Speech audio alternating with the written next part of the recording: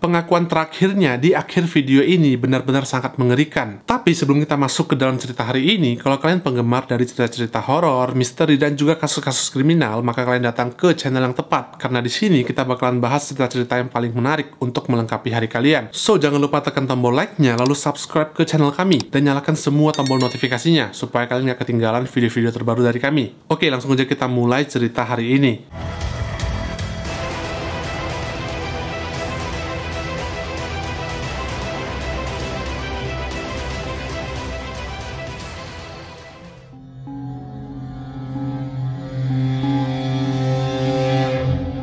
Pada tanggal 12 September di tahun 1982, dua orang polisi yang sedang tidak bertugas pergi berburu ke sebuah lokasi yang sangat terpencil di negara bagian Alaska. Lokasi ini terletak sekitar 30 km dari kota Anchorage. Satu-satunya cara untuk masuk ke lokasi berburu ini hanyalah dengan menggunakan perahu atau dengan pesawat terbang. Karena lokasi berburu ini dikelilingi oleh perairan yang sangat dalam, maka bisa dibilang hanya para pemburu profesional lah yang sering datang ke area terpencil ini. Setelah seharian berburu di sana, kedua polisi tadi menyadari kalau langit sudah semakin gelap, sedangkan posisi mereka masih berada jauh di dalam hutan. Jadi mereka berdua pun memutuskan untuk pulang kembali menuju ke tenda mereka. Perjalanan pulang menembus hutan sangatlah menantang dan juga jaraknya cukup jauh. Jadi mereka berdua memutuskan untuk memotong jalan melewati sungai Kinnick yang ada di sekitar lokasi mereka. Saat berjalan di pinggir sungai, mereka memasuki sebuah area yang berlumpur, dan mereka melihat sebuah sepatu boot yang menempel di atas lumpur. Ketika mereka berjalan mendekat, ternyata itu bukan hanya sebuah sepatu boot, melainkan ada tulang kaki manusia yang masih menempel di dalamnya.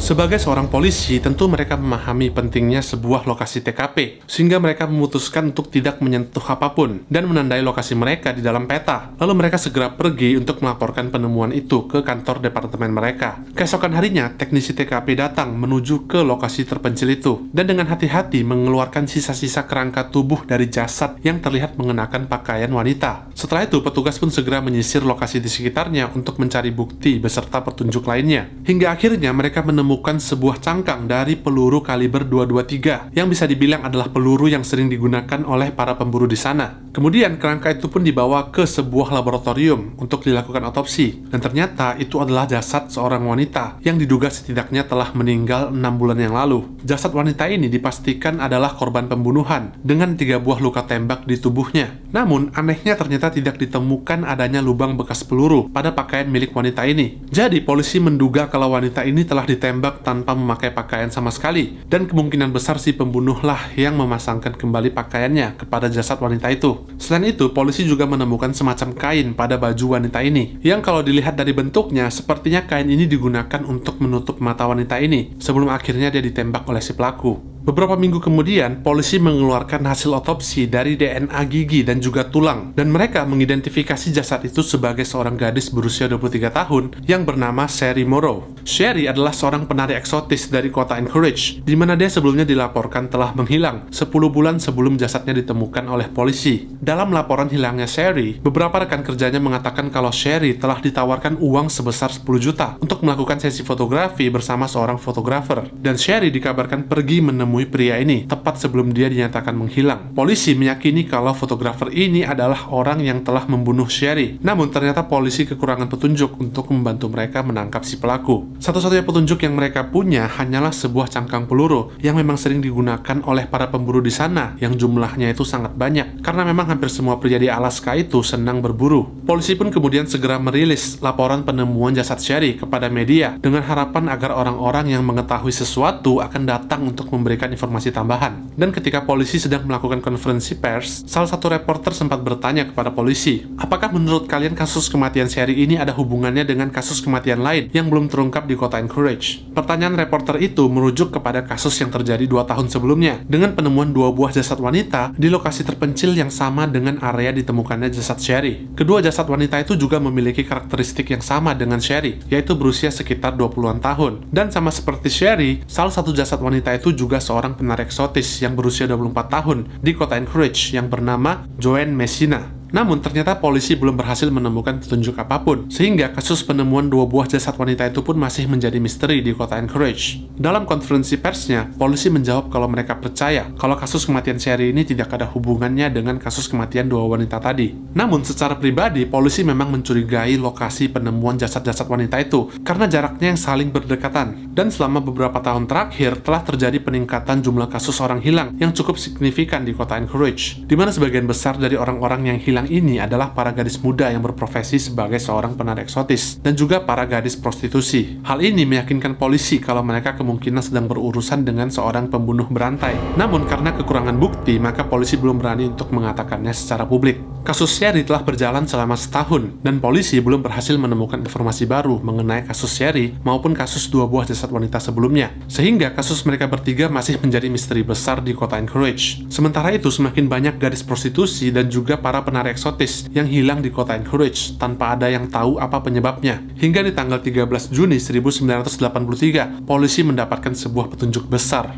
Pada pagi itu, seorang pria mengendarai mobil truknya melewati jalan lintas yang sangat sepi di pinggiran kota Anchorage. Ketika sedang melintas, dia melihat seorang gadis yang berlari di pinggir jalan menuju ke arahnya sambil berteriak dan melambaikan tangannya ke udara. Gadis itu tidak memakai celana dan juga alas kaki. Jadi ketika melihatnya, pria ini langsung sadar kalau ada sesuatu yang tidak beres dan dia pun langsung menghentikan kendaraannya. Ketika gadis itu berlari mendekat ke arah mobil, pria ini melihat ada borgol yang masih terkunci pada salah satu pergelangan tangan dari gadis muda ini. Setelah gadis itu sampai di depan mobil, pria ini langsung membukakan pintu, dan gadis itu langsung melompat ke dalam mobil tanpa meminta izin sama sekali. Gadis itu menutup pintunya dengan sangat kencang, lalu menundukkan kepalanya dan bersembunyi di bawah kursi, seakan-akan gadis itu sedang bersembunyi dari sesuatu yang ada di luar sana. Pria ini pun mencoba untuk melihat ke sekeliling, namun dia tidak berhasil menemukan apapun. Tapi meskipun begitu, pria ini tidak mau menunggu lebih lama lagi, karena dia khawatir apapun yang sedang mengejar gadis ini mungkin akan segera tiba. Jadi pria itu pun langsung menginjak gasnya untuk pergi menjauh dari lokasi itu. Gadis ini terlihat sangat gemetaran dan dia bahkan tidak mampu untuk menjelaskan apa yang telah terjadi. Gadis ini hanya meminta tolong untuk mengantarkannya ke sebuah motel, dan ketika tiba di sana, gadis itu langsung berlari masuk ke dalam kamarnya. Dan ketika gadis itu berlari di dalam motel, pihak resepsionis melihat kondisinya yang setengah diborgol, tidak memakai celana dan tidak memakai alas kaki, dan wajahnya juga terlihat sangat ketakutan. Karena merasa ada yang aneh, maka resepsionis itu pun menelepon polisi untuk melaporkan kalau ada sesuatu yang tidak beres dengan tamu hotelnya. Beberapa menit kemudian, polisi datang dan segera berjalan menuju ke kamar gadis ini. Mereka mengetuk pintunya, dan ketika dibuka, gadis itu terlihat sangat ketakutan. Polisi lalu masuk ke dalam dan bertanya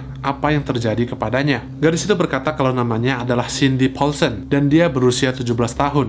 Polisi melihat gadis ini terlihat sangat ketakutan dan sepertinya tidak berbahaya, maka mereka pun membuka borgol yang masih menempel pada tangan Cindy. Dan mereka pun lalu mulai mendengarkan Cindy yang bercerita tentang apa yang sebenarnya terjadi kepadanya. Sebuah cerita yang sangat mengerikan. Namun di balik semua itu, cerita ini juga menunjukkan betapa tenang dan beraninya Cindy ketika dia berada di situasi yang sangat mengerikan. Ceritanya bermula di malam sebelum Cindy menghilang. Dia sedang bekerja di jalanan kota Anchorage sebagai seorang gadis prostitusi. Lalu sebuah mobil tiba-tiba menghampirinya, dan di dalam mobil terlihat seorang pria berjanggut dan memakai kacamata yang terlihat cukup rapi dan sepertinya tidak berbahaya. Pria itu mengatakan kalau dia ingin memakai jasa Cindy, dan karena pria itu terlihat rapi, maka Cindy pun langsung mengiyakan dan masuk ke dalam mobilnya. Ketika Cindy duduk di kursi depan, pria itu langsung memajukan tangannya dan langsung memasangkan sebuah borgol di salah satu pergelangan tangan Cindy. Kemudian pria itu mengeluarkan sebuah pistol dan meminta Cindy untuk tetap tenang. Lalu Cindy pun dibawa ke sebuah komplek perumahan yang cukup besar. Kemudian mobil mereka pun berhenti di sebuah rumah, dan pria itu pun langsung turun dan membawa Cindy untuk masuk ke dalam rumah itu. Mereka berdua berjalan menuruni tangga menuju ke basement di dalam rumah itu. Ketika tiba di basement, Cindy melihat ada sebuah lampu yang diikat dengan tali, dan di sampingnya ada sebuah rantai besi yang terlihat mengayun dari atap basement. Kemudian pria ini mengikat Cindy dengan rantai besi itu, dan selama berjam-jam pria ini melampiaskan semua nafsunya kepada Cindy. Dan setelah dia merasa lelah melakukan semua aktivitas itu, dia mengatakan kepada Cindy kalau dia akan pergi untuk tidur selama beberapa jam. Dan ketika dia kembali nanti, dia akan membawa Cindy pergi meninggalkan rumah ini menuju ke sebuah rumah kabin yang terletak di dalam hutan. Pada titik ini, Cindy hanya bisa memohon kepada pria itu untuk membebaskannya. Namun tentu saja pria itu tidak peduli dan berkata kalau dia akan membunuhnya jika Cindy berteriak atau berusaha untuk kabur. Kemudian pria ini pergi keluar selama beberapa jam, meninggalkan Cindy yang masih terikat di rantai tanpa memakai celana. Saat itu, Cindy hanya bisa memikirkan apa yang akan terjadi kepadanya. Dan ketika pria itu berjalan masuk kembali ke dalam ruangan, dia melepaskan rantai yang mengikat semua tubuh Cindy. Lalu mereka berdua berjalan menaiki anak tangga menuju ke ruang tamu di dalam rumah itu. Kemudian pria itu dengan bangganya menunjukkan semua koleksi trofi dan juga piala yang dia dapat dari kontes berburu, sambil menceritakan kalau dia sangat suka berburu dan menunjukkan di mana saja tempat yang jadi lokasi favoritnya. Di titik ini, Cindy menyadari kalau pria ini sepertinya tidak berniat untuk membebaskan maupun membiarkan Cindy hidup, karena pria itu tidak menutup wajahnya sama sekali dan malah menunjukkan seisi rumahnya sambil bercerita semua hal-hal yang sering dia lakukan. Semua informasi yang telah dilihat dan juga didengar oleh Cindy tentu akan menjadikannya sebagai beban yang harus disingkirkan oleh pria itu. Jadi sudah jelas bagi Cindy dia hanya punya satu pilihan, yaitu dia harus berhasil kabur atau dia tidak akan selamat. Setelah melakukan tur singkat di dalam rumahnya, pria ini lalu membawa Cindy untuk masuk ke dalam mobilnya, dan mereka pun berkendara selama beberapa jam menuju ke sebuah landasan udara kecil, tempat di mana pria itu menyimpan pesawat kecil miliknya. Mobil mereka pun lalu memasuki hangar dan berhenti tepat di samping sebuah pesawat terbang. Pria itu menurunkan Cindy dari mobilnya, lalu mengangkat Cindy untuk naik duduk di atas kursi pesawat. Dan ketika Cindy sedang duduk di dalam pesawat, dia melihat pria itu sedang sibuk memindahkan satu persatu senapan yang dia bawa dari mobil ke dalam pesawat. Di momen ini, Cindy menyadari kalau dia harus segera melarikan diri, karena dia tidak yakin apakah dia masih punya kesempatan seperti ini setelah mereka terbang nanti. Cindy menunggu selama beberapa saat, dan ketika pria ini membalikkan badannya menuju ke arah mobil, Cindy langsung melompat keluar dari kokpit pesawat, dan dia sempat terjatuh di lantai. Namun kemudian dia segera bangkit dan berlari secepat mungkin di tengah-tengah hangar menuju ke sisi pagar, dan Cindy lalu mencoba untuk melompat keluar menuju ke arah hutan. Saat itu Cindy tidak tahu bagaimana reaksi dari pria itu, namun yang jelas Cindy bisa mendengar bagaimana pria itu berteriak histeris dan berkata kalau dia akan menangkap dan menghabisi Cindy. Cindy berlari sekencang mungkin di dalam hutan mencoba untuk menyelamatkan nyawanya, dan akhirnya dia pun berhasil sampai di sebuah jalan raya dan meminta bantuan kepada sebuah mobil truk yang kebetulan sedang melintas di sana.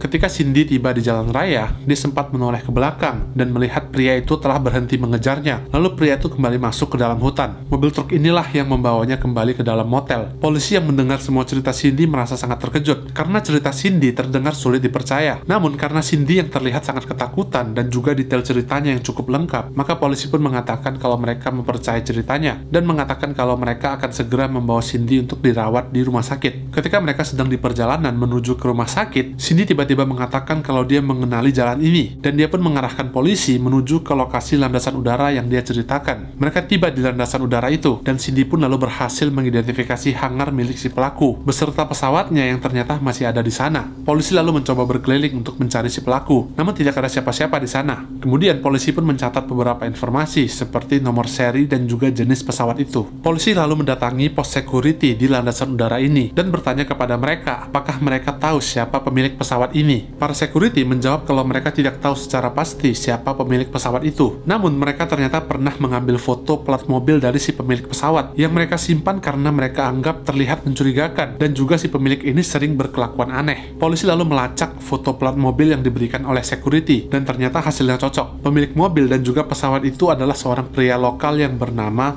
Robert Hansen. Robert adalah seorang pengusaha toko roti yang sangat sukses di kota Anchorage. Polisi pun segera mengantarkan Cindy menuju ke rumah sakit, sementara mereka memutuskan untuk mendatangi rumah Robert. Setelah polisi tiba di sana, ternyata mereka kebetulan berpapasan dengan mobil Robert yang baru saja tiba di halaman rumahnya. Mobilnya terlihat sama persis dengan deskripsi dari Cindy. Ketika Robert turun dari mobilnya, fisiknya juga terlihat sangat cocok dengan deskripsi yang telah diceritakan oleh Cindy. Ketika Robert turun, dia langsung berjalan ke arah mobil polisi dan mengajak mereka untuk masuk ke dalam rumahnya. Setelah mereka sampai di depan pintu, Robert bertanya dengan tenang kepada para petugas, "Apa yang bisa saya bantu?" Lalu polisi berkata kalau ada sesuatu yang harus kita bicarakan. "Bolehkah kami masuk ke dalam?" Robert mempersilahkan polisi untuk masuk ke dalam rumahnya, dan lagi-lagi seluruh isi dari rumah itu sangat cocok dengan deskripsi yang telah diceritakan oleh Cindy, khususnya berbagai piala dan juga trofi dari hasil kejuaraan berburu yang terletak di setiap sudut ruangan. Ketika mereka duduk, polisi menanyakan apa yang Robert lakukan dan di mana dia berada pada malam sebelumnya. Robert menjawab kalau di malam sebelumnya dia hanya menghabiskan waktunya bersama beberapa orang teman, dan Robert pun lalu memberikan nomor telepon dari temannya itu jika polisi ingin memastikan kebenarannya. Polisi lalu meminta izin untuk melihat-lihat isi rumahnya, dan Robert pun langsung mengiyakan dan menjawab kalau polisi boleh melihat seluruh isi rumahnya kapanpun mereka mau. Setelah mengelilingi seluruh rumah itu, mereka memang melihat semua lokasi yang sama persis seperti yang diceritakan oleh Cindy. Namun ternyata polisi tidak menemukan bukti apabila Cindy memang pernah diculik diculik dan disekap di sana. Jadi polisi pun berterima kasih atas keramah tamahan dari Robert dan mereka pun segera pergi meninggalkan rumahnya. Kemudian polisi mencoba menelepon kedua teman dari Robert dan mereka berdua sama-sama mengiyakan kalau memang Robert telah menghabiskan malam sebelumnya bersama mereka. Semuanya terlihat normal dan Robert juga tidak terbukti bersalah, sehingga polisi kemudian kembali mendatangi Cindy dan bertanya, apakah Anda yakin dengan semua yang Anda ceritakan kepada kami dan tidak ada yang dilebih-lebihkan? Karena jika Anda ternyata memberikan keterangan palsu, maka semua hal itu tentu akan berbalik menyerang Anda di dalam pengadilan. Dan Cindy menjawab kalau semua ceritanya itu benar dan tidak ada yang dilebih-lebihkan. Namun ketika polisi menanyakan apakah Cindy bersedia untuk diuji dengan alat deteksi kebohongan, Cindy pun dengan simpel hanya menjawab, saya tidak mau. Tidak jelas apa saat itu alasan Cindy untuk menolak melakukan uji kebohongan. Mungkin itu hanya bentuk ketidakpercayaan Cindy kepada pihak kepolisian. Dan tentu saja semua hal itu semakin menumbuhkan keraguan polisi terhadap semua cerita dari Cindy. Cindy pun lalu pergi meninggalkan kota Anchorage. Dan setelah itu, kasusnya dengan Robert Hansen pun mulai dilupakan dan tidak pernah dibahas lagi. Hingga kemudian, semuanya berubah di tanggal 2 September atau 3 bulan setelahnya, di mana petugas konstruksi menemukan kerangka tulang manusia di lokasi yang tidak jauh dari ditemukannya ketiga jasad wanita sebelumnya. Polisi pun datang ke lokasi, dan sama seperti kasus Sherry, mereka pun mencoba mengelilingi area itu untuk mencari petunjuk tambahan.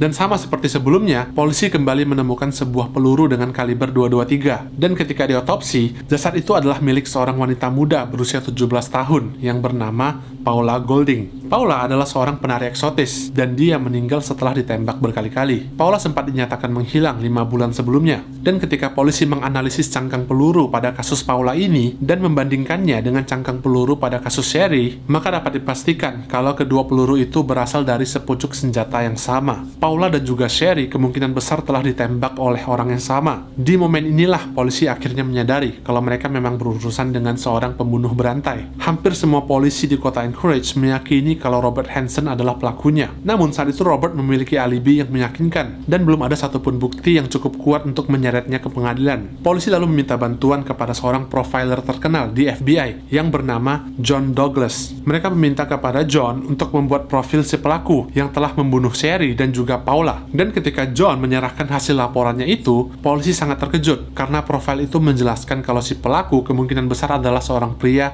di usia 40-an tahun. Pelakunya juga dipastikan adalah orang yang sangat mudah berbaur di tengah-tengah masyarakat. Orang ini sangat disukai oleh lingkungannya dan mudah bergaul dengan siapa saja. Pelaku ini juga diperkirakan adalah seseorang yang sukses dalam berbisnis dan memiliki sifat yang senang beraktivitas di luar ruangan serta memiliki hobi berburu. Selain itu, John juga meyakini kalau si pelaku kemungkinan besar memiliki semacam gangguan kesulitan berbicara. Polisi lalu membawa profil yang dibuat oleh John ke pengadilan, dan setelah hakim melihat semua kemiripan antara profil si pelaku dengan Robert Hansen itu sendiri, maka hakim pun mengeluarkan sebuah surat izin kepada FBI untuk menggeledah seluruh isi rumah Robert Hansen. Dan ternyata kali ini FBI berhasil menemukan bukti yang sangat meyakinkan, yaitu sebuah peta dari area lokal di Anchorage yang sepertinya adalah sebuah peta untuk berburu. Dan di dalam peta ini ada 37 buah tanda silang yang 4 diantaranya ternyata sama dengan lokasi penemuan kerangka tubuh Sherry, Paula, dan kedua jasad wanita sebelumnya. Polisi juga menemukan sebuah senjata rifle dengan peluru kaliber 223 dan juga sebuah tas yang berisi banyak sekali perhiasan wanita yang salah satu diantaranya adalah sebuah kalung milik Sherry Morrow. Ketika FBI sedang sibuk menggeledah seisi rumah dan memindahkan beberapa barang bukti ke dalam mobil, seorang wanita yang adalah tetangga Robert datang mendekat dan melaporkan sesuatu kepada agen FBI. Wanita itu terlihat gugup dan juga gelisah. Dia mengatakan kalau suaminya berteman dengan Robert dan suaminya itu telah berbohong kepada polisi demi memberikan alibi kepada Robert. Suaminya telah berbohong dan mengatakan telah menghabiskan waktu bersama Robert, padahal sebenarnya tidak.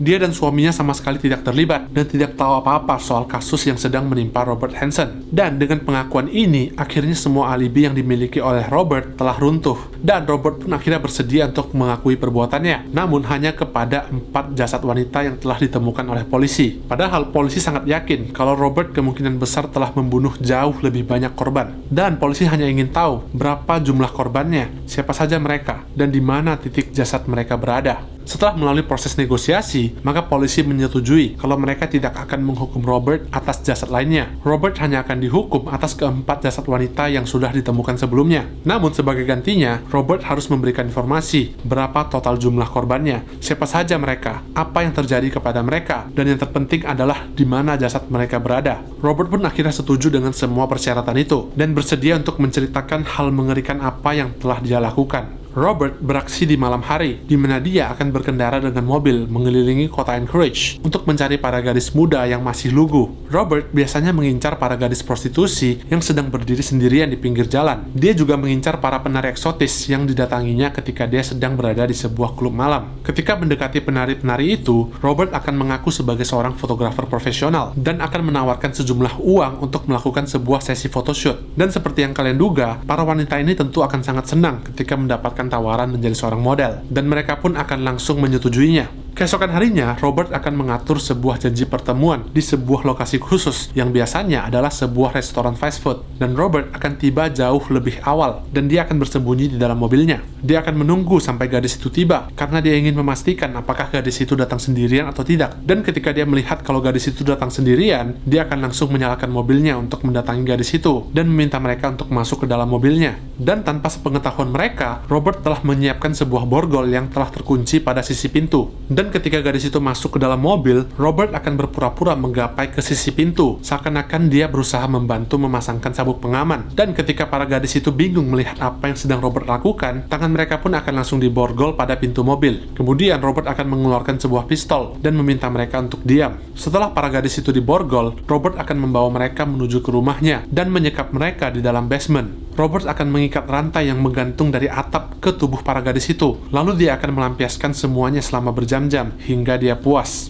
Lalu dia kembali membawa gadis itu keluar dari basement menuju ke ruang tamu, di mana dia akan memperlihatkan semua trofi yang dia banggakan. Setelah Robert selesai memperlihatkan semua koleksi trofinya, maka dia akan membawa gadis itu menuju ke landasan udara terdekat dengan menggunakan mobilnya. Kemudian para gadis itu akan naik dan duduk di dalam pesawat sambil menunggu Robert selesai memindahkan semua senjata yang dia bawa. Namun dari sekian banyak gadis yang pernah jadi korbannya, hanya Cindy lah satu-satunya wanita yang berani mencoba untuk melarikan diri dan ternyata berhasil. Kemudian Robert akan menerbangkan pesawat dan membawa gadis itu menuju ke sebuah rumah kabin yang ada di lokasi terpencil tempat ditemukannya keempat kerangka wanita sebelumnya. Setelah mereka tiba di dalam kabin, Robert akan melepaskan semua pakaian wanita itu dan memasangkan sebuah kain penutup mata lalu memborgol tangan mereka. Robert lalu akan menuntun gadis itu menuju ke pintu depan dan mengajaknya untuk bermain sebuah permainan. Gadis itu diminta untuk berlari sejauh yang mereka bisa untuk menyelamatkan nyawa mereka, sementara Robert akan memburu mereka dengan menggunakan senapan. Para gadis itu lalu akan berlari secepat mungkin menuju ke arah hutan. Mereka berlari melewati banyak pepohonan. Mereka akan terjatuh berulang kali, lalu bangkit kembali dan terus berlari demi menyelamatkan nyawa mereka. Satu-satunya yang ada di dalam pikiran para gadis itu hanyalah berlari sejauh mungkin dari pria ini. Tapi ada satu hal yang tidak mereka sadari.